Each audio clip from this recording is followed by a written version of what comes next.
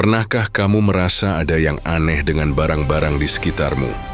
Coba ingat-ingat, kenapa kipas angin besi atau kulkas tua warisan kakek nenek kita bisa bertahan puluhan tahun dan mesinnya masih sangat halus? Tapi HP keluaran terbaru yang harganya belasan juta, justru baterainya bocor atau layarnya mendadak error hanya dalam waktu 2 tahun.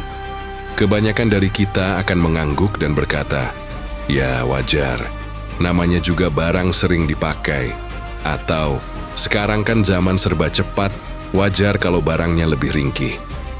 Siapkan dirimu, karena kamu baru saja memaklumi sebuah kebohongan paling jenius dan paling kotor dalam sejarah industri modern. Faktanya, di sebuah stasiun pemadam kebakaran di Livermore, California, ada sebuah bohlam lampu pijar kuno yang terus menyala tanpa henti sejak tahun 1901. Usianya sudah lebih dari 1 abad, dan dia belum pernah putus sama sekali. Artinya, lebih dari 100 tahun yang lalu, manusia sebenarnya sudah memiliki akal dan teknologi untuk menciptakan barang yang kualitasnya bisa bertahan nyaris selamanya. Lalu, kenapa sekarang barang kita cepat rusak? Di tahun 1920-an, para bos besar pabrik lampu dunia menyadari satu kenyataan yang sangat menakutkan bagi mereka. Jika mereka memproduksi bohlam yang tidak pernah putus, maka konsumen hanya akan membeli lampu 1 kali seumur hidup. Tidak akan ada lagi yang datang ke toko. Bisnis mereka akan mati perlahan karena produk mereka terlalu sempurna.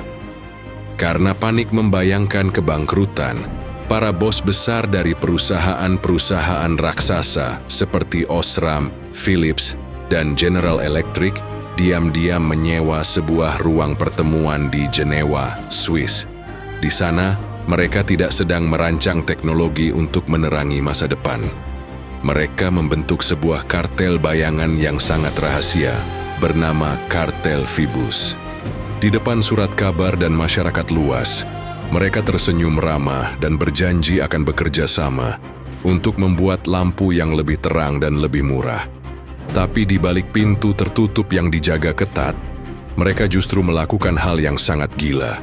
Mereka menyewa ratusan insinyur paling jenius di dunia, bukan untuk membuat produk yang lebih baik, melainkan untuk mendesain kelemahan.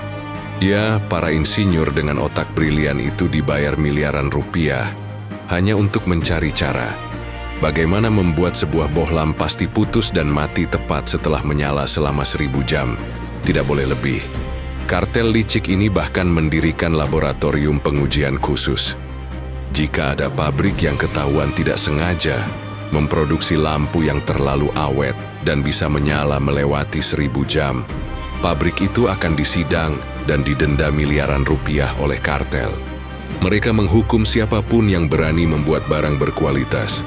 Mereka dengan sengaja merekayasa kerusakan dari dalam pabrik, lalu menjualnya kepadamu seolah-olah itu adalah barang canggih. Dan tahukah kamu bagian yang paling menampar? Trik kotor dari tahun 1920 inilah yang kini ditiru oleh hampir seluruh perusahaan raksasa modern.